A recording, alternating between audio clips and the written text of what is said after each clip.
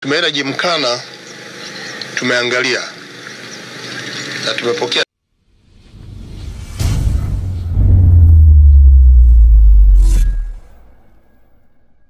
taarifa na amesema amefikia 80% na vifaa vingi kile unachokiuliza kiko store. Kama 80% inatamkwa kwa sababu ya vifaa kuwa store, manake amenunua vitu vingi kufikia hatua hiyo.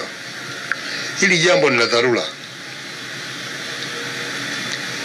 Gymkhana kuna makubaliano yanafanywa kati ya Suba JKT pamoja na timu kutoka Uturuki. Ndio mheshimiwa.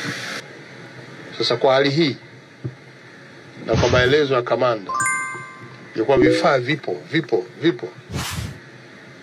niwape kazi makatibu wakuu ya muda mfupi sana, kwa sababu jambo hili la dharura. Leo, kesho, 30-31 mfanye ukaguzi wa vifaa hivyo vinavyotamkwa viko store. Na kwa kuwa jambo hili kiutendaji liko kwenu,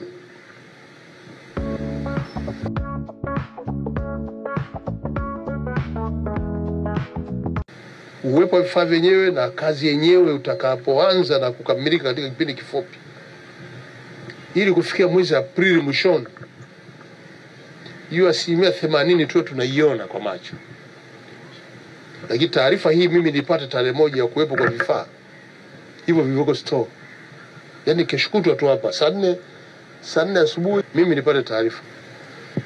Kwa hiyo katibu mkuu Wizara ya Fedha, katibu mkuu Wizara ya Michezo, Utamaduni, Wizara ya Fedha na katibu mkuu wa TFF tutaenda kumjulisha katibu mkuu au mkurugenzi wa miundombinu, naye aingie aje kujiridhisha hali hii.